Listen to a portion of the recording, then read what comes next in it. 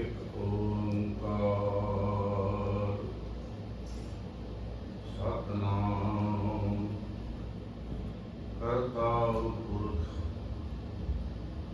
ਨਿਰਭਉ ਨਿਰਵੈਰ ਅਕਾਲ ਮੂਰਤ ਅਜੂਨੀ ਸੈਭੰ ਗੁਰ ਪ੍ਰਸਾਦ। ਗੁਰੂ ਨਾਨਕ ਨਿਕਟ ਵਸੈ ਬਨਵਾਰੀ, ਤਿਨ ਲਹਿਣਾ ਥਾਪ ਜੋਤ ਜਗ ਧਾਰੀ। ਲਹਿਣੇ ਪੰਥ ਧਰਮ ਕਾ ਕੀਆ, ਅਮਰਦਾਸ ਭੱਲੇ ਕੋ ਦੀਆ। ਤਿਨ ਸ੍ਰੀ ਰਾਮਦਾਸ ਸੋਢੀ ਚਿਰ ਥਪਿਓ, ਹਰ ਕਾ ਨਾਮ ਅਖੈ ਨਿਧ ਅਪਿਓ। ਅਪਿਓ ਹਰ ਨਾਮ ਅਖੈ ਨਿਧ ਜੁਗ, ਗੁਰ ਸੇਵਾ ਕਰ ਭਰ ਲਹਿੰ। ਬੰਧੈ ਜੋ ਚਰਨ ਸਰਣ ਸੁਖ ਪਾਵੈ, ਪਰਮਾਨੰਦ ਗੁਰਮੁਖ ਕਹੀਐ। ਪਰ ਤਖ ਦੇ ਪਰ ਬ੍ਰਹਮ ਸੁਆਮੀ, ਆਦ ਰੂਪ ਭੂਖਣ ਭਰਨ। ਸਤ ਗੁਰ ਗੁਰ ਸੇਵਿਆ ਲਖ ਗਤ ਜਾਗੀ, ਸ੍ਰੀ ਰਾਮਦਾਸ ਤਾਰਨ ਤਰਨ। ਤੂੰ ਸੁਲਤਾਨ ਕਾਹੋ ਮੀਆਂ, ਤੇਰੀ ਕਵਨ ਵਡਾਈ। ਜੋ ਤੂੰ ਦੇ ਸੋ ਕਹਾਂ ਸੁਆਮੀ, ਮੈਂ ਮੂਰਖ ਕਹਿਨ ਨਾ ਜਾਇ। ਤਖਤ ਜਬਰ ਸ਼ਤਰ ਦੇ ਮਾਲਕ, ਜੁਗ ਜੁਗ ਅਟਲ ਗੁਰਗੱਦੀ ਤੇ ਵਿਰਾਜਮਾਨ ਧੰਨ ਧੰਨ ਸਾਹਿਬ ਸ੍ਰੀ ਗੁਰੂ ਗ੍ਰੰਥ ਸਾਹਿਬ ਮਹਾਰਾਜ ਜੀ ਦੇ ਪਾਵਨ ਪਵਿੱਤਰ ਹਜ਼ੂਰੀ ਵਿਖੇ ਗੁਰਦੁਆਰਾ ਮਸਤੂਆਣਾ ਸਾਹਿਬ ਵਿਖੇ ਆਦਿ ਭਾਗਹੀ ਗੁਰੂ ਪਿਆਰੀ ਗੁਰੂ ਖਾਲਸਾ ਸਾਧ ਸੰਗਤ ਜੀ, ਗੱਜ ਕੇ ਫਤਿਹ ਬੁਲਾਓ। ਆਖੋ ਜੀ ਵਾਹਿਗੁਰੂ ਜੀ ਕਾ ਖਾਲਸਾ, ਵਾਹਿਗੁਰੂ ਜੀ ਕੀ ਫਤਿਹ। ਸਤਿਗੁਰੂ ਦੀ ਅਪਾਰ ਬਖਸ਼ਿਸ਼ ਦੁਆਰਾ ਗੁਰੂ ਘਰ ਵਿਖੇ ਧੰਨ ਧੰਨ ਸਾਹਿਬ ਸ੍ਰੀ ਗੁਰੂ ਗ੍ਰੰਥ ਸਾਹਿਬ ਮਹਾਰਾਜ ਜੀ ਦੇ ਪਹਿਲੇ ਪ੍ਰਕਾਸ਼ ਦਿਵਸ ਦੀਆਂ ਖੁਸ਼ੀਆਂ ਵਿੱਚ ਦੀਵਾਨ ਸਜਾਏ ਜਾ ਰਹੇ ਹਨ। ਆਪ ਜੀ ਨੇ ਬੜੇ ਪਿਆਰ ਸਤਿਕਾਰ ਸਾਹਿਬ ਅੰਮ੍ਰਿਤਸਰੀ ਬਾਣੀ ਸ੍ਰੀ ਰਹਿਰਾਜ ਜੀ ਦੇ ਪਾਠ ਸਰਵਣ ਕੀਤੇ ਹਨ।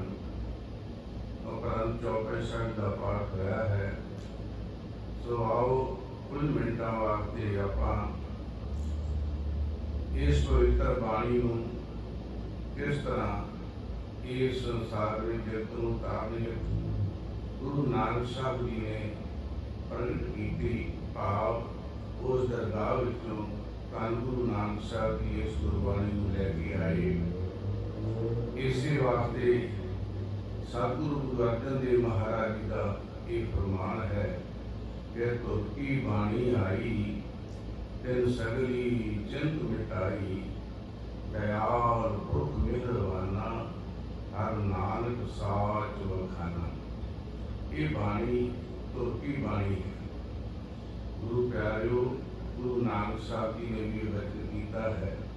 ਜਦੋਂ ਭਾਈ ਲਾਲੋ ਜੀ ਨੇ ਗੁਰੂ ਨਾਨਕ ਸਾਹਿਬ ਜੀ ਨੂੰ ਪ੍ਰਸ਼ਨ ਕੀਤਾ, ਸਤਿਗੁਰੂ ਸੱਚੇ ਪਾਤਸ਼ਾਹ ਜੀ, ਇਹ ਜਿਹੜੀ ਬਾਣੀ ਹੈ ਕੀ ਤੁਹਾਡੀ ਆਪਣੀ ਬਾਣੀ ਹੈ?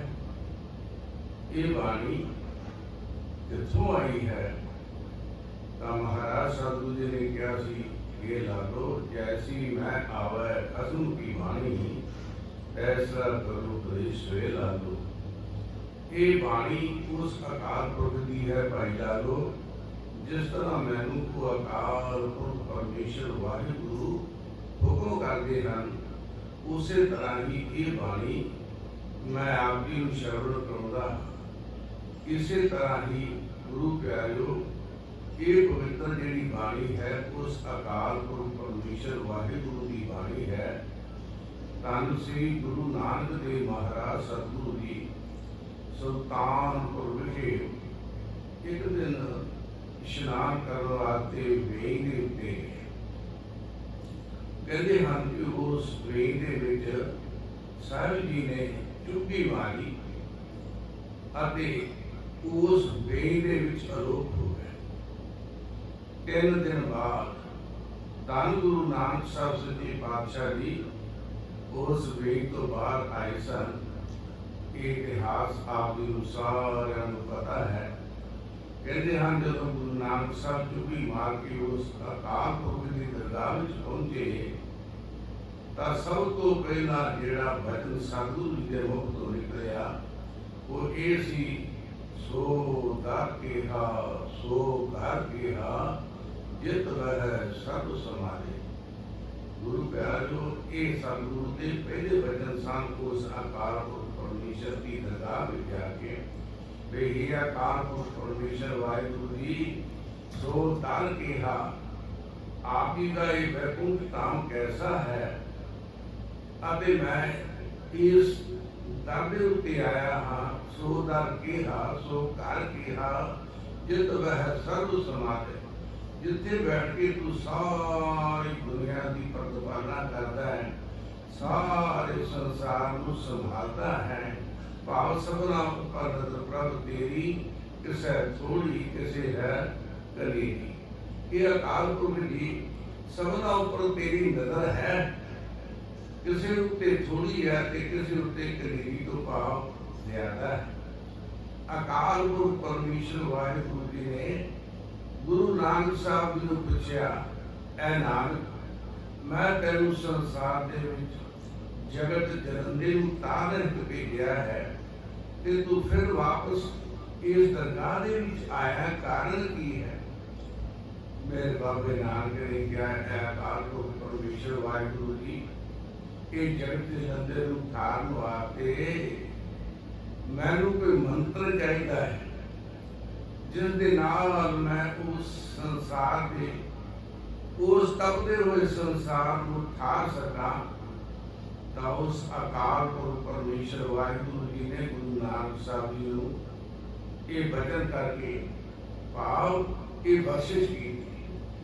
ਗੁਰੂ ਪਿਆਰੇ ਸਾਧ ਸੰਗਤ ਜੀ, ਗੁਰੂ ਨਾਨਕ ਸਾਹਿਬ ਜੀ ਨੂੰ ਉਸ ਅਕਾਲ ਪੁਰਖ ਨੇ ਕਿਹਾ, ਨਾਨਕ, ਮੈਂ ਤੈਨੂੰ ਜਗ ਜਲੰਦੇ ਨੂੰ ਉਠਾਉਣ ਵਾਸਤੇ ਇਹ ਮੰਤਰ ਦਿੰਦਾ ਹਾਂ, ਇਹ ਗੁਰੂ ਮੰਤਰ ਦਿੰਦਾ ਹਾਂ, ਇਹ ਮੂਲ ਮੰਤਰ ਦਿੰਦਾ ਹਾਂ।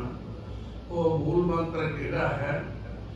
ਇੱਕ ਓੰਕਾਰ ਸਤਿਨਾਮ ਕਰਤਾ ਪੁਰਖ ਨਿਰਭਉ ਨਿਰਵੈਰ ਅਕਾਲ ਮੂਰਤ ਅਜੂਨੀ ਸੈਭੰ ਗੁਰ ਪ੍ਰਸਾਦ। ਇਹ ਜਦੋਂ ਮੂਲ ਮੰਤਰ ਗੁਰੂ ਨਾਨਕ ਸਾਹਿਬ ਨੂੰ ਬਖਸ਼ਿਸ਼ ਕੀਤਾ, ਭਾਈ ਸਾਹਿਬ ਭਾਈ ਗੁਰਦਾਸ ਜੀ ਨੇ ਵੀ ਵਚਨ ਕੀਤਾ ਹੈ, ਪਹਿਲੇ ਬਾਬੇ ਪਾਇਆ ਬਖਸ਼ਦਾਰ, ਪਿੱਛੋਂ ਦੇ ਫਿਰ ਘਾਰ ਕਮਾਈ, ਰੇਤ ਅੱਕ ਆਹਾਰ ਕਰ, ਰੋੜਾ ਵੀ ਗੁਰ ਕਰੀ ਵਿਛਾਈ, ਭਾਰੀ ਕਰੀ ਤਪੱਸਿਆ, ਵੱਡੇ ਭਾਗ ਹਰ ਸਿਉ ਬਣ ਆਈ। ਬਾਬਾ ਪਹਿਲਾ ਸੱਚਖੰਡ, ਨੌਲਦ ਨਾਮ ਗਰੀਬੀ ਪਾਈ, ਬਾਬਾ ਦੇਖੇ ਧਿਆਨ ਧਰ, ਜਲਦੀ ਸਭ ਪ੍ਰਿਥਵੀ ਜਿਸ ਆਈ। ਗੁਰੂ ਪਿਆਰਿਓ, ਇਹ ਜਿਹੜੀ ਪ੍ਰਿਥਵੀ ਹੈ ਨਾ, ਇਹ ਜਲ ਰਹੀ ਸੀ ਕਾਹਦੇ ਵਿੱਚ? ਤ੍ਰਿਸ਼ਨਾ ਵਿੱਚ, ਈਰਖਾ ਵਿੱਚ। ਸੰਸਾਰ ਦੇ ਵਿੱਚ ਰਾਜੇ ਜਿਹੜੇ ਸਨ ਉਹ ਰਾਜੇ ਸੀ, ਮੁਕੱਦਮ ਕੁੱਤੇ ਜਾਏ ਜਗਾਇਨ ਬੈਠੇ ਸੁੱਤੇ। ਇਹ ਆਦਿਕ ਸੰਸਾਰ ਦੀ ਹਾਲਾਤ ਸੀ ਜਦੋਂ ਗੁਰੂ ਨਾਨਕ ਸਾਹਿਬ ਸੰਸਾਰ ਵਿੱਚ ਆਏ। ਇਹ ਸਭ ਕੁਝ ਗੁਰੂ ਨਾਨਕ ਸਾਹਿਬ ਨੇ ਆਪਣੀ ਅੱਖੀਂ ਤੱਕਿਆ ਤੇ ਉਸ ਅਕਾਲ ਪੁਰਖ ਪਰਮੇਸ਼ਰ ਦੀ ਦਰਗਾਹ ਵਿੱਚ ਜਾ ਕੇ ਇਹ ਜਗਤ ਜਲੰਦੇ ਨੂੰ ਠਾਰਨ ਵਾਸਤੇ ਬਾਬਾ ਨਾਨਕ ਜੀ ਨੇ ਮੰਤਰ ਦੀ ਮੰਗ ਕੀਤੀ। ਤਾਂ ਇਹ ਮੰਤਰ ਉਸ ਅਕਾਲ ਪੁਰਖ ਵਾਹਿਗੁਰੂ ਜੀ ਨੇ ਮੂਲ ਮੰਤਰ ਬਖਸ਼ਿਸ਼ ਕੀਤਾ, ਇੱਕ ਓੰਕਾਰ। ਇੱਕ ਉਹ ਅਕਾਲ ਪੁਰਖ ਪਰਮੇਸ਼ਰ ਜੋ ਵਾਹਿਗੁਰੂ ਹੈ ਉਹ ਇੱਕ ਹੈ। ਅਤੇ ਓੰਕਾਰ ਤੋਂ ਭਾਵ ਹੈ ਉਹ ਸਾਰੇ ਸੰਸਾਰ ਦੇ ਵਿੱਚ ਇੱਕ ਰਸ ਪਸਰਿਆ ਹੋਇਆ ਹੈ। ਹਰ ਥਾਂ ਤੇ ਉਹ ਅਕਾਲ ਪੁਰਖ ਮੌਜੂਦ ਹੈ। ਉਹਦੀ ਜਿਹੜੀ ਰਚਨਾ ਹੈ ਉਸ ਦੇ ਵਿੱਚ ਉਹ ਵਸਿਆ ਕਣ ਕਣ ਦੇ ਵਿੱਚ, ਕਿਉਂਕਿ ਇਸ ਸ੍ਰਿਸ਼ਟੀ ਨੂੰ ਸਾਜਣ ਵਿੱਚ ਵੀ ਉਸ ਅਕਾਲ ਪੁਰਖ ਪਰਮੇਸ਼ਰ ਵਾਹਿਗੁਰੂ ਨੇ ਆਪ ਉਹਦੇ ਵਿੱਚ ਟਿਕਾਓ ਕੀਤਾ। ਬਾਬੇ ਨਾਨਕ ਜੀ ਨੇ ਆਸਾ ਦੀ ਦੀਵਾਰ ਵਿੱਚ ਕਿਹਾ, ਆਪ ਹੀ ਨੇ ਆਪ ਸਾਜਿਓ, ਆਪ ਹੀ ਨੇ ਰਚਿਓ ਨਾਉ, ਦੁਈ ਕੁਦਰਤ ਸਾਇ ਕਰ ਆਸਨ ਵਿਠੋ ਜਾਓ, ਦਾਤਾ ਕਰਤਾ ਆਪ ਤੂੰ ਦੇਵਾ ਕਰੇ ਪਸਾਓ, ਤੂੰ ਜਾਨ ਹੋਈ ਸਭ ਸੈ ਦੇ ਲੈਸਾ ਜਿੰਦ ਤਵਾਓ, ਕਰ ਆਸਨ ਵਿਠੋ ਜਾਓ। ਆਪ ਹੀ ਨੇ ਆਪ ਸਾਜਿਓ। ਇਸ ਦਾ ਭਾਵ ਹੈ ਕਿ ਅਕਾਲ ਪੁਰਖ ਪਰਮੇਸ਼ਰ ਵਾਹਿਗੁਰੂ ਜਿਹੜਾ ਹੈ ਉਸ ਨੂੰ ਆਪਣੇ ਆਪ ਸਾਜਣ ਵਾਸਤੇ ਕਿਸੇ ਵੀ ਵਸਤੂ ਦੀ ਲੋੜ ਨਹੀਂ ਪਈ। ਉਹ ਆਪਣੇ ਆਪ ਤੋਂ ਹੀ ਉਹ ਅਕਾਲ ਪੁਰਖ ਦੀ ਰਚਨਾ ਹੋਈ ਹੈ। ਇਸੇ ਵਾਸਤੇ ਉਸ ਨੂੰ ਸੈਭੰ ਕਹਿੰਦੇ ਹਨ। ਸਵੈਭੰ ਤੋਂ ਭਾਵ ਹੈ ਜਿਹੜਾ ਆਪਣੇ ਆਪ ਸੈਲਫ ਐਗਜ਼ਿਸਟੈਂਸ ਹੈ। ਉਹਦਾ ਕੋਈ ਮਾਤਾ ਪਿਤਾ ਨਹੀਂ ਹੈ, ਉਹ ਕਿਸੇ ਤੋਂ ਜਨਮ ਨਹੀਂ ਲਿਆ। ਉਸ ਅਕਾਲ ਪੁਰਖ ਪਰਮੇਸ਼ਰ ਵਾਹਿਗੁਰੂ ਜੀ ਨੇ ਉਹਦੀ ਰਚਨਾ ਆਪਣੇ ਆਪ ਤੋਂ ਹੈ, ਉਹ ਸਵੈਭੰ ਹੈ। ਇਸ ਵਾਸਤੇ ਅਕਾਲ ਪੁਰਖ ਪਰਮੇਸ਼ਰ ਵਾਹਿਗੁਰੂ ਦੀ ਜਿਹੜੀ ਇਹ ਗੁਰਮੰਤਰ ਹੈ ਉਹਦੇ ਵਿੱਚ ਸਤਿਗੁਰੂ ਕਹਿੰਦੇ ਉਹ ਅਕਾਲ ਪੁਰਖ ਪਰਮੇਸ਼ਰ ਵਾਹਿਗੁਰੂ ਜੋ ਹੈ ਉਹ ਇੱਕ ਹੈ ਅਤੇ ਇਸ ਸੰਸਾਰ ਵਿੱਚ ਇੱਕ ਰਸ ਉਹ ਪਸਰਿਆ ਹੋਇਆ ਹੈ। ਸਤਨਾਮ ਉਸ ਅਕਾਲ ਪੁਰਖ ਪਰਮੇਸ਼ਰ ਵਾਹਿਗੁਰੂ ਦਾ ਜੋ ਨਾਮ ਹੈ ਉਹ ਸੱਚਾ, ਉਹ ਝੂਠ ਨਹੀਂ ਹੈ। ਉਹ ਆਪ ਹੀ ਸਤ ਹੈ ਅਤੇ ਉਹਦੀ ਰਚਨਾ ਵੀ ਸਤ ਹੈ। ਇਸ ਵਾਸਤੇ ਮਹਾਰਾਜ ਕਹਿੰਦੇ ਕਿ ਓੰਕਾਰ ਸਤਨਾਮ ਕਰਤਾ ਪੁਰਖ, ਉਹ ਕਰਨ ਕਾਰਨ ਹੈ। ਇਸ ਸੰਸਾਰ ਨੂੰ ਰਚਣ ਵਾਲਾ ਕੇਵਲ ਤੇ ਕੇਵਲ ਇੱਕ ਅਕਾਲ ਪੁਰਖ ਪਰਮੇਸ਼ਰ ਵਾਹਿਗੁਰੂ ਹੈ। ਇਸ ਸੰਸਾਰ ਦੀ ਰਚਨਾ ਕਿਵੇਂ ਹੋਈ ਹੈ? ਗੁਰੂ ਪਿਆਰਿਓ, ਸਤਿਗੁਰੂ ਸੱਚੇ ਪਾਤਸ਼ਾਹ ਜੀ ਕਹਿੰਦੇ ਹਨ ਕਿ ਉਸ ਅਕਾਲ ਪੁਰਖ ਪਰਮੇਸ਼ਰ ਵਾਹਿਗੁਰੂ ਨੇ ਇੱਕੋ ਹੀ ਸ਼ਬਦ ਕਿਹਾ, ਉਸ ਦੇ ਨਾਲ ਪਸਾਰਾ ਹੋ ਗਿਆ ਇਸ ਸੰਸਾਰ ਦਾ। ਤੋ ਗੁਰੂ ਪਿਆਰਿਓ, ਇਸੇ ਤਰ੍ਹਾਂ ਮੁਸਲਮਾਨ ਧਰਮ ਦੇ ਵਿੱਚ ਵੀ ਇਹ ਕਿਹਾ ਜਾਂਦਾ ਹੈ ਕਿ ਉਸ ਅਕਾਲ ਪੁਰਖ ਪਰਮੇਸ਼ਰ ਨੇ ਇੱਕੋ ਹੀ ਸ਼ਬਦ ਕਿਹਾ। ਕੁਰਾਨ ਨੇ ਕੁਨ ਕਹਿਣ ਦੇ ਨਾਲ ਇਸ ਸੰਸਾਰ ਦੀ ਰਚਨਾ ਹੋ ਗਈ। ਈਸਾਈ ਧਰਮ ਵੀ ਇਹ ਗੱਲ ਮੰਨਦਾ ਹੈ ਕਿ ਉਸ ਨੇ ਇੱਕੋ ਹੀ ਵਚਨ ਕੀਤਾ। ਉਸ ਪਰਮੇਸ਼ਰ ਵਾਹਿਗੁਰੂ ਨੇ ਉਹ ਕਿਹੜਾ ਵਚਨ ਸੀ? ਉਹ ਕਹਿੰਦੇ ਬਿਗ ਬੈਨ ਕਿਹਾ ਉਸਨੇ। ऐसा संसार के विच मन्निया जाता है कि संसार की उत्पत्ति एक तो उस अकाल पुरख के वचन के नाल हुई है। उस तो पहला तो संसार में कुछ भी नहीं सी। गुरु नानक कहते अरबद नरबद तुंदुकारा तदन ना गगना हुक्म अपारा, ना फिर नैन ना चांद ना सूरज सुन समाद लगाएगा। पर गुरु नानक साहब जी के जो मूल मंत्र लैके संसार में आए तो इस मूल मंत्र के नाल संसार नूं तारन हित संसार में मैं बेनती कर रहा कि ये गुरबाणी जिस तरह सीने पसीने अगे चली और किस तरह गुरु ग्रंथ साहब महाराज की रचना हुई, आप इस पर भी विचार करनी है। तो गुरु प्यारिओ, गुरु नानक साहब संसार नूं तारन हित तुर पए ਤਾਂ ਉਸ ਵੇਲੇ ਗੁਰੂ ਨਾਨਕ ਸਾਹਿਬ ਜੀ ਨੇ ਭਗਤਾਂ ਸੰਤਾਂ ਮਹਾਂਪੁਰਸ਼ਾਂ ਦੇ ਨਾਲ ਜਾ ਕੇ ਮਿਲਾਪ ਕੀਤਾ ਅਤੇ ਜਿੱਥੋਂ ਵੀ ਸਤਿਗੁਰੂ ਸੱਚੇ ਪਾਤਸ਼ਾਹ ਜੀ ਨੂੰ ਬਾਣੀ ਮਿਲਦੀ ਗਈ, ਭਾਵ ਜੋ ਬਾਣੀ ਅਧਿਆਤਮਿਕ ਤੌਰ ਤੇ ਗੁਰੂ ਨਾਨਕ ਸਾਹਿਬ ਦੀ ਕਸਵੱਟੀ ਤੇ ਪੂਰੀ ਉਤਰਦੀ ਸੀ, ਗੁਰਮਤਿ ਦੇ ਸਿਧਾਂਤਾਂ ਨਾਲ ਮੇਲ ਖਾਂਦੀ ਸੀ, ਬਾਬੇ ਦੇ ਬਚਨਾਂ ਅਨੁਸਾਰ ਨਾਮ ਜਪੋ, वंड के छको ते धर्म की किरत करो, इस सिद्धांत के उपर पूरा उतरती सी। उस बाणी नूं सतगुरु जी एकत्र करते रहे और पोथी के रूप में गुरु नानक साहब जी उस लिखवाते रहे, क्योंकि गुरु नानक साहब जी के नाल लिखण वाले सन गुरु के सिख, उन्हां विचों भाई सिंहा, भाई भगीरथ, इस तरह के गुरु के सिख सन ਜਿਹੜੇ ਇਸ ਗੁਰਬਾਣੀ ਨੂੰ ਇਕੱਤਰ ਕਰਕੇ ਲਿਖਿਆ ਕਰਦੇ ਸਨ। ਗੁਰੂ ਪਿਆਰੀ ਸਾਧ ਸੰਗਤ ਸਤਿਗੁਰੂ ਜੀ ਨੇ ਇਸ ਗੁਰਬਾਣੀ ਨੂੰ ਇਕੱਤਰ ਕੀਤਾ ਅਤੇ ਫਿਰ ਇਸ ਦਾ ਸਾਨੂੰ ਪਤਾ ਲੱਗਦਾ ਹੈ ਕਿਉਂਕਿ ਭਾਈ ਗੁਰਦਾਸ ਜੀ ਕਹਿੰਦੇ ਹਨ ਜਦੋਂ ਗੁਰੂ ਨਾਨਕ ਸਾਹਿਬ ਜੀ ਮੱਕੇ ਦੇ ਵਿੱਚ ਗਏ ਨਾ ਉੱਥੇ ਉਹਨਾਂ ਦੇ ਕੋਲ ਇਹ ਪੋਥੀ ਸੀ ਜਿਹੜੀ ਪੋਥੀ ਗੁਰੂ ਨਾਨਕ ਸਾਹਿਬ ਸੱਚੇ ਪਾਤਸ਼ਾਹ ਜੀ ਬਾਣੀ ਨੂੰ ਇਕੱਤਰ ਕਰਕੇ ਲਿਖਿਆ ਕਰਦੇ ਲਿਖਵਾਇਆ ਕਰਦੇ ਸਨ ਅਤੇ ਇਕੱਤਰ ਕਰਿਆ ਕਰਦੇ ਸਨ ਆਪ ਵੀ ਬਾਣੀ ਉਚਾਰਨ ਕਰਿਆ ਕਰਦੇ ਸਨ ਉਹ ਬਾਣੀ ਪੋਥੀ ਦੇ ਰੂਪ ਵਿੱਚ ਉਸ ਵੇਲੇ ਵੀ ਗੁਰੂ ਨਾਨਕ ਦੇ ਕੋਲ ਸੀ ਭਾਈ ਗੁਰਦਾਸ ਜੀ ਕਹਿੰਦੇ ਆਸਾ ਹੱਥ ਕਿਤਾਬ ਕਛ ਨਿਰੂਮ ਸਰਲਾ ਧਾਰੀ ਗੁਰੂ ਨਾਨਕ ਸਾਹਿਬ ਜੀ ਦੇ ਕੋਲ ਇੱਕ ਛੋਟਾ ਸੀ ਆਸਾ ਹੱਥ ਕਿਤਾਬ ਕਛ ਦੇ ਵਿੱਚ ਇੱਕ ਕਿਤਾਬ ਸੀ ਉਸ ਕਿਤਾਬ ਦੇ ਵਿੱਚ ਇਸ ਗੁਰਬਾਣੀ ਨੂੰ ਇਕੱਤਰ ਕਰੀ ਜਾ ਰਿਹਾ ਸਨ ਗੁਰੂ ਨਾਨਕ ਸਾਹਿਬ ਤਾਂ ਉਸ ਵੇਲੇ ਜੀਵਨ ਕਾਜੀ ਨੇ ਪੁੱਛਿਆ ਸੀ ਗੁਰੂ ਨਾਨਕ ਸਾਹਿਬ ਜੀ ਨੂੰ ਮੱਕੇ ਵਿੱਚ ਪੁੱਛਣ ਹੋਰ ਕਿਤਾਬ ਨੂੰ ਵੱਡਾ ਹਿੰਦੂ ਕੇ ਮੁਸਲਮਾਨ ਹੋਈ ਕਹਿੰਦੇ ਇਸ ਕਿਤਾਬ ਨੂੰ ਖੋਲ ਕੇ ਸਾਨੂੰ ਦੱਸ ਇਹਦੇ ਵਿੱਚੋਂ ਪੜ੍ਹ ਕੇ ਦੱਸ ਵੀ ਹਿੰਦੂ ਵੱਡਾ ਕਿ ਮੁਸਲਮਾਨ ਹੈ ਸਤਿਗੁਰੂ ਸੱਚੇ ਪਾਤਸ਼ਾਹ ਧੰਨ ਗੁਰੂ ਨਾਨਕ ਸਾਹਿਬ ਸੱਚੇ ਪਾਤਸ਼ਾਹ ਜੀ ਨੇ ਉਹਨਾਂ ਨੂੰ ਇਹ ਬਚਨ ਕੀਤਾ ਕਿ ਯਾਦ ਰੱਖੋ ਇਸ ਸੰਸਾਰ ਵਿੱਚ ਬਾਬਾ ਆਕੇ ਹਾਜੀਆਂ ਸੋ ਅਮਲਾ ਵਾਜੋ ਦੋਨੋਂ ਰੋਈ ਪੁੱਛਣ ਬੋਲ ਕਿਤਾਬ ਨੂੰ ਵੱਡਾ ਹਿੰਦੂ ਕੇ ਮੁਸਲਮਾਨ ਹੋਈ ਹਿੰਦੂ ਮੁਸਲਮਾਨ ਹੋਏ ਦਰਗਾਹ ਅੰਦਰ ਲੈ ਨੱਟ ਹੋਈ ਸਤਿਗੁਰੂ ਕਹਿੰਦੇ ਵੱਡਾ ਨਾ ਮੁਸਲਮਾਨ ਹੈ ਅਮਲਾ ਉੱਤੇ ਨਿਬੇੜਾ ਹੋਣਾ ਹੈ ਜਿਨ੍ਹਾਂ ਨੇ ਸ਼ੁਭ ਅਮਲ ਕੀਤੇ ਹਨ ਉਹਨਾਂ ਨੂੰ ਹੀ ਇਸ ਸੰਸਾਰ ਦੇ ਵਿੱਚ ਮਾਨਤਾ ਮਿਲਦੀ ਹੈ ਉਹਨਾਂ ਦਾ ਮਾਣ ਹੁੰਦਾ ਹੈ ਤੇ ਦਰਗਾਹ ਵਿੱਚ ਵੀ ਮਾਣ ਹੁੰਦਾ ਹੈ ਉੱਥੇ ਅਮਲਾ ਉੱਤੇ ਨਿਬੇੜਾ ਹੁੰਦਾ ਹੈ ਭਾਵ ਕਹਿਣ ਤੋਂ ਗੁਰੂ ਨਾਨਕ ਸਾਹਿਬ ਦੇ ਕੋਲ ਉਸ ਵੇਲੇ ਉਹ ਪੋਥੀ ਸੀ ਜਦੋਂ ਗੁਰੂ ਨਾਨਕ ਸਾਹਿਬ ਜੀ ਦੇ ਕੋਲ ਭਾਈ ਲਹਿਣਾ ਜੀ ਆਏ ਸੇਵਾ ਦੇ ਵਿੱਚ ਸਤਿਗੁਰੂ ਦੇ ਲੱਗੇ ਯਾਦ ਰੱਖਣਾ ਗੁਰੂ ਨਾਨਕ ਸਾਹਿਬ ਜੀ ਨੇ ਇਹ ਗੁਰਗੱਦੀ ਜਿਹੜੀ ਸੀ ਨਾ ਆਪਣੇ ਪੁੱਤਰਾਂ ਨੂੰ ਨਹੀਂ ਦਿੱਤੀ ਸਤਿਗੁਰੂ ਜੀ ਦੇ ਦੋ ਪੁੱਤਰ ਸਨ ਬਾਬਾ ਸ੍ਰੀ ਚੰਦ ਜੀ ਅਤੇ ਬਾਬਾ ਲਖਮੀ ਦਾਸ ਜੀ ਗੁਰੂ ਨਾਨਕ ਸਾਹਿਬ ਜੀ ਨੇ ਇਹ ਗੁਰਗੱਦੀ ਭਾਈ ਲਹਿਣੇ ਨੂੰ ਇਸ ਵਾਸਤੇ ਦਿੱਤੀ ਕਿਉਂਕਿ ਭਾਈ ਲਹਿਣੇ ਨੇ ਗੁਰੂ ਨਾਨਕ ਦਾ ਹੁਕਮ ਮੰਨਿਆ ਇਸ ਵਾਸਤੇ ਗੁਰੂ ਨਾਨਕ ਸਾਹਿਬ ਜੀ ਨੇ ਜਦੋਂ ਗੁਰਗੱਦੀ ਭਾਈ ਲਹਿਣੇ ਨੂੰ ਦਿੱਤੀ ਤਾਂ ਉਹਨਾਂ ਨੂੰ ਨਾਲ ਕੀ ਬਖਸ਼ਿਸ਼ ਕੀਤੀ ਸੀ ਸਤਿਗੁਰੂ ਜੀ ਨੇ ਇੱਕ ਕਮਰ ਕੱਸਾ ਦਿੱਤਾ ਗੁਰੂ ਨਾਨਕ ਸਾਹਿਬ ਜੀ ਨੇ ਅਤੇ ਇੱਕ ਪੋਥੀ ਦਿੱਤੀ ਗੁਰੂ ਨਾਨਕ ਸਾਹਿਬ ਜੀ ਨੇ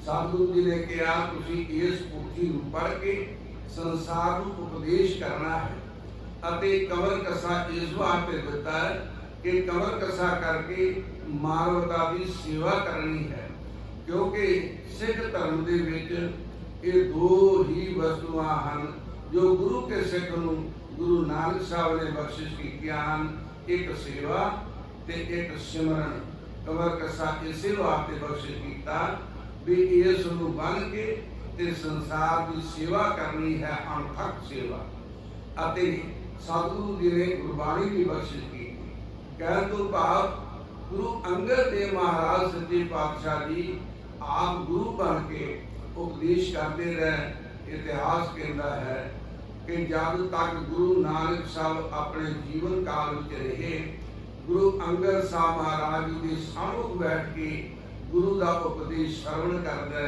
ਰਹੇ ਤਾਂ ਗੁਰੂ ਨਾਨਕ ਸਾਹਿਬ ਇਸੇ ਵਾਸਤੇ ਕਹਿੰਦੇ ਹਨ ਕਿ ਜਿਹੜਾ ਪਾਰਸ ਹੈ ਨਾ ਪਾਰਸ ਇਹ ਅੱਜ ਤਾਤਾਂ ਨੂੰ ਸੋਨਾ ਬਣਾ ਸਕਦਾ ਹੈ ਪਰ ਪਾਰਸ ਜਿਹੜਾ ਹੈ ਉਹ ਕਿਸੇ ਧਾਤ ਨੂੰ ਛੋਹ ਕੇ ਉਹਨੂੰ ਪਾਰਸ ਨਹੀਂ ਬਣਾ ਸਕਦਾ ਪਰ ਗੁਰੂ ਸਾਹਿਬ ਸੱਚੇ ਪਾਤਸ਼ਾਹ ਜੀ ਐਸੇ ਪਾਰਸ ਹਨ ਜਿਨ੍ਹਾਂ ਨੇ ਗੁਰੂ ਅੰਗਦ ਦੇਵ ਮਹਾਰਾਜ ਨੂੰ ਸਪਰਸ਼ ਕਰਕੇ ਉਸ ਨੂੰ ਸਿੱਖ ਤੋਂ ਗੁਰੂ ਬਣਾ ਦਿੱਤਾ ਅਤੇ ਉਸ ਨੂੰ ਗੁਰੂ ਪਦਵੀ ਬਖਸ਼ਿਸ਼ ਕਰ ਦਿੱਤੀ ਤਾਂ ਗੁਰੂ ਅੰਗਦ ਦੇਵ ਮਹਾਰਾਜ ਜੀ ਨੇ ਆਪਣੇ ਦੋ ਪੁੱਤਰਾਂ ਨੂੰ ਗੁਰਗੱਦੀ ਨਹੀਂ ਬਖਸ਼ਿਸ਼ ਕੀਤੀ ਉਹਨਾਂ ਨੇ ਗੁਰਗੱਦੀ ਬਖਸ਼ਿਸ਼ ਕੀਤੀ ਗੁਰੂ ਅਮਰਦਾਸ ਸਾਹਿਬ ਸੱਚੇ ਪਾਤਸ਼ਾਹ ਜੀ ਨੂੰ ਜਦੋਂ ਗੁਰੂ ਅਮਰਦਾਸ ਸਾਹਿਬ ਮਹਾਰਾਜ ਨੂੰ ਗੁਰਗੱਦੀ ਬਖਸ਼ਿਸ਼ ਕੀਤੀ ਹੈ ਤਾਂ ਕਹਿੰਦੇ ਹਨ ਗੁਰੂ ਅੰਗਦ ਦੇਵ ਮਹਾਰਾਜ ਜੀ ਦੇ 63 ਗੋਤ ਦੇ ਜੋ ਲੋਕ ਸਨ ਉਹ ਵੀ ਆਪਣੇ ਆਪ ਨੂੰ ਗੁਰੂ ਸਦਾਉਣ ਵਾਸਤੇ ਮੰਡੀਆਂ ਲਾ ਕੇ ਬੈਠ ਗਏ। ਇਤਨੀ ਬਸ ਨਹੀਂ, ਭਾਈ ਗੁਰੂ ਸਾਹਿਬ ਜੀ ਦੇ ਸਪੁੱਤਰ ਦਾਸੂ ਜੀ ਤੇ ਅਤੇ ਬਾਬਾ ਦਾਤੂ ਜੀ ਨੇ ਉਹਨਾਂ ਵੀ ਵਿਰੋਧ ਕੀਤਾ। ਕਹਿੰਦੇ ਹਨ ਕਿ ਗੁਰੂ ਅਮਰਦਾਸ ਸਾਹਿਬ ਮਹਾਰਾਜ ਜੀ ਨੇ ਆ ਕੇ ਇੱਕ ਦਿਨ ਸੁਸ਼ੋਭਿਤ ਸਨ ਆਪਣੇ ਗੁਰਗੱਦੀ ਦੇ ਉੱਤੇ, ਤੇ ਭਾਈ ਦਾਸੂ ਜੀ ਨੇ ਆ ਕੇ ਗੁਰੂ ਸਾਹਿਬ ਜੀ ਦੇ ਲੱਤ ਮਾਰੀ। ਕਹਿੰਦੇ ਹਨ ਕਿ ਗੁਰੂ ਅਮਰਦਾਸ ਸਾਹਿਬ ਜੀ ਨੇ ਉਹਨਾਂ ਦਾ ਚਰਨ ਪਕੜ ਲਿਆ ਅਤੇ ਕੁੱਟਣ ਲੱਗ ਪਏ। ਕਹਿਣ ਲੱਗੇ ਗੁਰੂ ਅਮਰਦਾਸ ਬਾਬਾ ਜੀ, ਤੁਹਾਡੇ ਚਰਨਾਂ ਨੂੰ ਕਿਤੇ ਸੱਟ ਤਾਂ ਨਹੀਂ ਵੱਜ ਗਈ, ਕਿਉਂਕਿ ਸਾਡਾ ਬਿਰਧ ਸਰੀਰ ਹੈ, ਸਾਡੇ ਹੱਡੀਆਂ ਨਿਕਲੀਆਂ ਹੋਈਆਂ ਹਨ, ਤੁਹਾਡੇ ਚਰਨਾਂ ਉੱਤੇ ਕਿਤੇ ਸੱਟ ਤਾਂ ਨਹੀਂ ਵੱਜ ਗਈ। ਇੰਨੀ ਨਿਮਰਤਾ ਹੈ। ਇਸੇ ਵਾਸਤੇ ਕਹਿੰਦੇ ਹਨ ਜੋ ਗੁਰੂ ਕਾ ਸਿੱਖ ਗੁਰਬਾਣੀ ਪੜ੍ਹਦਾ ਹੈ ਨਾ, ਉਹਦਾ ਮਨ ਇਸੇ ਤਰ੍ਹਾਂ ਨਿਰਮਲ ਹੋ ਜਾਂਦਾ ਹੈ, ਨਰਮ ਹੋ ਜਾਂਦਾ ਹੈ, ਦਇਆਵਾਨ ਹੋ ਜਾਂਦਾ ਹੈ ਗੁਰਬਾਣੀ ਦੇ ਗਾਵਨ ਕਰਕੇ, ਗੁਰਬਾਣੀ ਦੇ ਪੜ੍ਹਨ ਵਾਸਤੇ। ਇਸੇ ਤਰ੍ਹਾਂ ਹੀ ਧੰਨ ਗੁਰੂ ਅਮਰਦਾਸ ਸਾਹਿਬ ਸੱਚੇ ਪਾਤਸ਼ਾਹ ਜੀ ਨੇ ਜਦੋਂ ਗੁਰੂ ਰਾਮਦਾਸ ਸਾਹਿਬ ਮਹਾਰਾਜ ਸੱਚੇ ਪਾਤਸ਼ਾਹ ਜੀ ਨੂੰ ਇਹ ਪੋਥੀ ਵੀ ਬਖਸ਼ਿਸ਼ ਕੀਤੀ ਆਪਣੇ ਗੁਰਗੱਦੀ ਦੇ ਨਾਲ, ਕਿਉਂਕਿ ਸੀਨੇ ਵਸੀਨੇ ਅਗਾਂਹ ਇਹ ਚੱਲਦੀ ਗਈ ਗੁਰਬਾਣੀ, ਅਤੇ ਜੋ ਗੁਰਬਾਣੀ ਗੁਰੂ ਅੰਗਦ ਦੇਵ ਮਹਾਰਾਜ ਜੀ ਨੇ ਉਚਾਰਨ ਕੀਤੀ ਉਹ ਵੀ ਇਸੇ ਪੋਥੀ ਦੇ ਵਿੱਚ ਦਰਜ ਕੀਤੀ ਗਈ। ਗੁਰੂ ਅਮਰਦਾਸ ਸਾਹਿਬ ਜੀ ਨੇ ਜੋ ਉਚਾਰਨ ਕੀਤੀ ਗੁਰਬਾਣੀ ਉਹ ਵੀ ਪੋਥੀ ਵਿੱਚ ਦਰਜ ਕਰਦੇ ਗਏ। ਇਤਿਹਾਸ ਤਾਂ ਇਹ ਵੀ ਕਹਿੰਦਾ ਹੈ ਕਿ ਇਹ ਪੋਥੀਆਂ ਬਾਬਾ ਮੋਹਨ ਜੀ ਦੇ ਕੋਲ ਸਨ। ਜਦੋਂ ਗੁਰੂ ਅਰਜਨ ਦੇਵ ਮਹਾਰਾਜ ਸੱਚੇ ਪਾਤਸ਼ਾਹ ਜੀ ਗੁਰਬਾਣੀ ਦੀ ਰਚਨਾ ਕਰਨ ਲੱਗੇ, ਭਾਵ ਸ੍ਰੀ ਗੁਰੂ ਗ੍ਰੰਥ ਸਾਹਿਬ ਮਹਾਰਾਜ ਜੀ ਦੀ ਸੰਪਾਦਨਾ ਕਰਨ ਲੱਗੇ, ਤਾਂ ਉਸ ਵੇਲੇ ਗੋਇੰਦਵਾਲ ਸਾਹਿਬ ਵਿਖੇ ਸਤਿਗੁਰੂ ਧੰਨ ਗੁਰੂ ਅਰਜਨ ਦੇਵ ਮਹਾਰਾਜ ਜੀ ਨੇ ਗੁਰੂ ਕੇ ਸਿੱਖਾਂ ਨੂੰ ਭਾਈ ਗੁਰਦਾਸ ਜੀ, ਬਾਬਾ ਬੁੱਢਾ ਜੀ ਆਦਿ ਨੂੰ ਭੇਜਿਆ ਕਿ ਜਾਓ ਬਾਬਾ ਮੋਹਨ ਜੀ ਦੇ ਕੋਲੋਂ ਪੁੱਥੀਆਂ ਲੈ ਕੇ ਆਓ, ਤਾਂ ਜੋ ਉਹਨਾਂ ਵਿੱਚੋਂ ਜਿਹੜੀ ਗੁਰਬਾਣੀ ਉਚਾਰਨ ਕੀਤੀ ਹੋਈ ਹੈ ਉਸ ਨੂੰ ਦਰਜ ਕਰ ਦਿੱਤਾ ਜਾਵੇ ਤੇ ਸ੍ਰੀ ਗੁਰੂ ਗ੍ਰੰਥ ਸਾਹਿਬ ਮਹਾਰਾਜ ਦੀ ਰਚਨਾ ਕੀਤੀ ਜਾਵੇ। ਗੁਰੂ ਪਿਆਰੇ ਸਾਧ ਸੰਗਤ ਜੀ ਕਹਿੰਦੇ ਹਨ ਕਿ ਜਦੋਂ ਬਾਬਾ ਬੁੱਢਾ ਜੀ ਤੇ ਭਾਈ ਗੁਰਦਾਸ ਜੀ ਆਦਿ ਗੁਰੂ ਕੇ ਸਿੱਖ ਗੋਇੰਦਵਾਲ ਸਾਹਿਬ ਪਹੁੰਚੇ, ਤਾਂ ਉਹਨਾਂ ਜਾ ਕੇ ਬਾਬਾ ਮੋਹਨ ਜੀ ਨੂੰ ਬੇਨਤੀ ਕੀਤੀ ਕਿ ਤੁਸੀਂ ਸਾਨੂੰ ਉਹ ਪੋਥੀਆਂ ਦੇ ਦਿਓ ਜੋ ਤੁਹਾਡੇ ਪਾਸ ਗੁਰਬਾਣੀ ਦੀਆਂ ਹਨ। ਗੁਰੂ ਪਿਆਰੇ ਸਾਧ ਸੰਗਤ ਜੀ, ਇਹ ਵੱਖ-ਵੱਖ ਵਿਚਾਰ ਹਨ ਵਿਦਵਾਨਾਂ ਦੇ। ਕੋਈ ਤਾਂ ਕਹਿੰਦਾ ਵੀ ਉਹ ਪੋਥੀਆਂ ਸਿੱਧੀਆਂ ਗੁਰੂ ਰਾਮਦਾਸ ਸਾਹਿਬ ਦੇ ਕੋਲ ਪਹੁੰਚ ਗਈਆਂ, ਕੋਈ ਕਹਿੰਦਾ ਇਤਿਹਾਸ ਵਿੱਚ ਕਿ ਬਾਬਾ ਮੋਹਨ ਜੀ ਦੇ ਪਾਸ ਸਨ ਉਹ ਪੋਥੀਆਂ। ਗੁਰੂ ਪਿਆਰਿਓ, ਬਾਬਾ ਮੋਹਨ ਜੀ ਨੇ ਕਦੇ ਇਨਕਾਰ ਕਰ ਦਿੱਤਾ ਸੀ। ਫਿਰ ਗੁਰੂ ਅਰਜਨ ਦੇਵ ਮਹਾਰਾਜ ਸੱਚੇ ਪਾਤਸ਼ਾਹ ਜੀ ਆਪ ਗਏ ਗੋਇੰਦਵਾਲ ਸਾਹਿਬ, ਅਤੇ ਇਹ ਵੀ ਇਤਿਹਾਸ ਵਿੱਚ ਲਿਖਿਆ ਹੈ ਕਿ ਸ੍ਰੀ ਗੁਰੂ ਗ੍ਰੰਥ ਸਾਹਿਬ ਦੇ ਵਿੱਚ ਜੋ ਸ਼ਬਦ ਹੈ 52 ਅੱਖਰੀ ਤੋਂ ਪਹਿਲਾਂ, ਉਹਦੇ ਵਿੱਚ ਉਸਤਤ ਕੀਤੀ ਜਾ ਕੇ ਮੋਹਨ ਜੀ ਦੀ, ਮੋਹਨ ਤੇਰੇ ਉੱਚੇ ਮੰਦਰ ਮਹਿਲ ਅਪਾਰਾ, ਮੋਹਨ ਤੇਰੇ ਸੋਹਣ ਦਵਾਰ ਜੀਓ ਸੰਤ ਧਰਮਸ਼ਾਲਾ। ਇਹ ਜੋ ਸ਼ਬਦ ਹੈ ਉਚਾਰਨ ਕੀਤਾ ਉੱਥੇ ਜਾ ਕੇ, ਐਸਾ ਵੀ ਇਤਿਹਾਸ ਦੇ ਵਿੱਚ ਵਰਣਨ ਹੈ। ਜਿਵੇਂ ਕਿ ਗੁਰੂ ਪਿਆਰੀ ਸਾਧ ਸੰਗਤ ਜੀ ਕਹਿੰਦੇ ਹਨ ਕਿ ਉਹ ਪੋਥੀਆਂ ਲੈ ਕੇ ਗੁਰੂ ਅਰਜਨ ਦੇਵ ਮਹਾਰਾਜ ਸੱਚੇ ਪਾਤਸ਼ਾਹ ਜੀ ਆਪ ਅੰਮ੍ਰਿਤਸਰ ਸਾਹਿਬ ਵਿਖੇ ਪਹੁੰਚੇ, ਅਤੇ ਗੁਰੂ ਰਾਮਦਾਸ ਸਾਹਿਬ ਸੱਚੇ ਪਾਤਸ਼ਾਹ ਜੀ ਦੇ ਵੇਲੇ ਤੁਹਾਨੂੰ ਪਤਾ ਹੈ ਗੁਰੂ ਪਿਆਰੀ ਸਾਧ ਸੰਗਤ ਜੀ, ਜਦੋਂ ਗੁਰਗੱਦੀ ਗੁਰੂ ਅਰਜਨ ਦੇਵ ਮਹਾਰਾਜ ਨੂੰ ਬਖਸ਼ਿਸ਼ ਕੀਤੀ ਸੀ, ਤਾਂ ਉਸ ਵੇਲੇ ਪ੍ਰਿਥੀ ਚੰਦ ਜੋ ਗੁਰੂ ਸਾਹਿਬ ਜੀ ਦੇ ਵੱਡੇ ਸੁਪੁੱਤਰ ਸਨ, ਗੁਰੂ ਅਰਜਨ ਦੇਵ ਮਹਾਰਾਜ ਜੀ ਦੇ ਭਰਾਤਾ ਸਨ, ਕਿਉਂਕਿ 3 ਭਰਾ ਸਨ। ਗੁਰੂ ਅਰਜਨ ਦੇਵ ਮਹਾਰਾਜ ਜੀ ਦੇ 2 ਦੂਸਰੇ ਭਰਾ ਬਾਬਾ ਪ੍ਰਿਥੀ ਚੰਦ ਤੇ ਬਾਬਾ ਮਹਾਦੇਵ ਜੀ ਸਨ। ਗੁਰਗੱਦੀ ਮਿਲਣ ਦੇ ਉੱਤੇ ਗੁਰੂ ਪਿਆਰੀ ਸਾਧ ਸੰਗਤ ਜੀ ਫਿਰ ਸੰਕਟ ਖੜਾ ਹੋਇਆ, ਕਿਉਂਕਿ ਇੱਕ ਪਾਸੇ ਗੁਰੂ ਅਰਜਨ ਦੇਵ ਮਹਾਰਾਜ ਜੀ ਨੂੰ ਗੁਰਗੱਦੀ ਬਖਸ਼ਿਸ਼ ਹੋਈ ਸੀ, ਉਸ ਵੇਲੇ ਪ੍ਰਿਥੀ ਚੰਦ ਨੇ ਵੀ ਆਪਣੀ ਵੱਖਰੀ ਗੱਦੀ ਲਾ ਕੇ ਆਪਣੇ ਆਪ ਨੂੰ ਗੁਰੂ ਐਲਾਨ ਕਰ ਦਿੱਤਾ ਸੀ।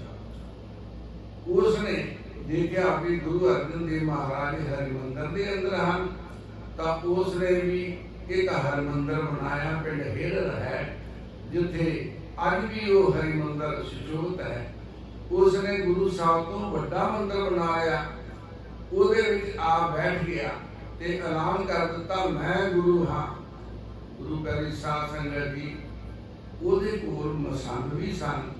ਜੇ ਗੁਰੂ ਅਰਜਨ ਦੇਵ ਮਹਾਰਾਜ ਜੀ ਦੇ ਕੋਲ ਮਸੰਦ ਸੀ ਤਾਂ ਉਹਨੇ ਵੀ ਆਪਣੇ ਪਾਸ ਮਸੰਦ ਗੁਰੂ ਸਾਹਿਬ ਨੂੰ ਵੱਧ ਰੱਖ ਲਿਆ। ਇੱਥੋਂ ਤੱਕ ਉਸਨੇ ਸੰਗਤਾਂ ਨੂੰ ਇੰਨਾ ਗੁੰਮਰਾਹ ਕਰ ਦਿੱਤਾ, ਇੰਨਾ ਪ੍ਰਚਾਰ ਕੀਤਾ ਮਸੰਦਾਂ ਨੇ ਕਿ ਲੰਗਰ ਦੇ ਵਿੱਚ ਵੀ ਉਸ ਗੁਰੂ ਅਰਜਨ ਦੇਵ ਮਹਾਰਾਜ ਜੀ ਦੇ ਲੰਗਰਾਂ ਵਿੱਚ ਤੋੜ ਆ ਗਈ, ਕਿਉਂਕਿ ਉਹਦੇ ਮਸੰਦ ਰਸਤੇ ਵਿੱਚੋਂ ਹੀ ਸੰਗਤਾਂ ਨੂੰ ਘੇਰ ਕੇ ਹਿਰਨ ਪਿੰਡ ਆਪਣੇ ਪਾਸ ਲੈ ਜਾਂਦੇ ਸਨ।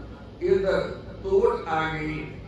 ਇਤਿਹਾਸ ਵਿੱਚ ਇਹ ਵਰਣਨ ਹੈ ਕਿ ਉਸ ਵੇਲੇ ਸਿੱਖਾਂ ਨੇ ਜੋ ਗੁਰੂ ਸਾਹਿਬ ਦੇ ਸ਼ਰਧਾਲੂ ਸਨ, ਉਹ ਛੋਲਿਆਂ ਦੇ ਮੁੱਠ ਖਾ ਕੇ ਵੀ ਰਾਤ ਨੂੰ ਗੁਜ਼ਾਰਾ ਕਰਦੇ ਰਹੇ। ਪਰ ਇੱਕ ਗੱਲ ਸੀ, ਉਹਦੇ ਪਾਸ ਗੁਰਬਾਣੀ ਨਹੀਂ ਸੀ। ਇਸ ਵਾਸਤੇ ਉਸਨੇ ਸੋਚਿਆ कि मैं भी गुरबाणी जी है उच्चारण करा, वो आप तो नहीं सी कर सकता। उसके पुत्र मेहरबान ने यत्न किया गुरबाणी उच्चारण वास्ते, उसने तुकबंदी शुरू की थी। गुरु प्यारिओ, आप हम कई बारी कि पढ़दे नाम कुमारी नानका चढ़ी रहे दिन रात, ये गुरबाणी नहीं, ये मेहरबान की उच्चारण की हुई कविता है। पर वो हर कविता दे विच, हर छंदाबंदी दे विच अंत विच गुरु नानक साहब का नाम वरतदा सी, रल गल करन दा उसने यतन कीता सी। गुरु प्यारिओ, आप कई बारी लंगर पानी छकन लगे भी अरदास करते हैं ना, उहदे विच कहते हैं कि सगी दे संतोखी खाए तो नानक दर दीदार समाई। ये भी ओदी रचना है, ये भी गुरु नानक साहब जी ने अपने गुरु ग्रंथ साहब पवित्र बाणी जी है, वह केवल कितुष दद्दा दाता एक है, सबको देवना हार, दिंदे दुरना आवे अगणत भरे भंडार, ते अगोंदा सती दे संतोखी खाए तो नानक दर दीदार समाए। ये जी पंक्ति अद्धी है ना, ये उस मेहरबान की उच्चारण की हुई है। तो गुरु प्यारिओ, इस तरह उन्हें यत्न किया गुरबाणी जी है उसनूं उच्चारण करके तो लिखा पाने वास्ते। सो इस तरह गुरु नानक साहब सच्चे पातशाह की जाती हुई पवित्र बाणी दे विच मेहरबान ने रल गढ़ करने का यत्न किया। तां एक दिन श्री गुरु अर्जन देव महाराज ने अपने गुरु सिखां दे नाल भाई गुरदास बाबा बुढ़ा यादव नूं बुला के उन्हां नाल विचार कीते कि मीणे मसंद इस गुरबाणी दे विच, गुरु की बाणी दे विच रलगढ़ कर रहे हैं। सो आप इस गुरबाणी वखरा करके ये ग्रंथ बनाना चाहिए है। सो ये विचार करके सतगुरु सच्चे पातशाह धन गुरु अर्जन देव महाराज जी ने गुरु सिखा नाम विचार के राम सर साहब के पवित्र स्थान के उत्ते श्री गुरु ग्रंथ साहब जी की रचना करने का सतगुरु सच्चे पातशाह जी ने शुभ उपराला किया। संसार तारन वास्ते कि गुरु ग्रंथ साहब पवित्र बाणी का जहाज सानू बख्शण वास्ते। सो आओ साधु कृपा करना पाका ये विचार करांगे कि किस तरह श्री गुरु ग्रंथ साहब महाराज जी की रचना धन श्री गुरु अर्जन देव महाराज जी ने की है। तो आप कल विचार करांगे। सर्वा संगतां का धन्यवाद। गुरु की गुरुवारी कृपा कर श्री गुरु ग्रंथ साहब महाराज जी दरों करो सर्वात्म नाम गान गुरु सिखी जीवन चढ़ती कला बख्शिश करन। भाई वकील सिंह जी जो बड़ा ही उद्यम कर रहे हैं गुरु की इस कीर्ति करने वास्ते संसार के धन गुरु नानक सब सच्चे पातशाह की कीर्ति करने वास्ते। सो मैं बहुत बहुत धन्यवादी हाँ। श्री गुरु ग्रंथ साहब कृपा कर गुरु प्यारे चढ़ती कला बख्शिश कर दरों करो नाम दान बख्शिश कर सेवा सिमरनता सतगुरु सच्चे पातशाह जी वाहिगुरू बख्शिश करन दी। उन्हें अपना क्षमा वाहिगुरू जी का खालसा।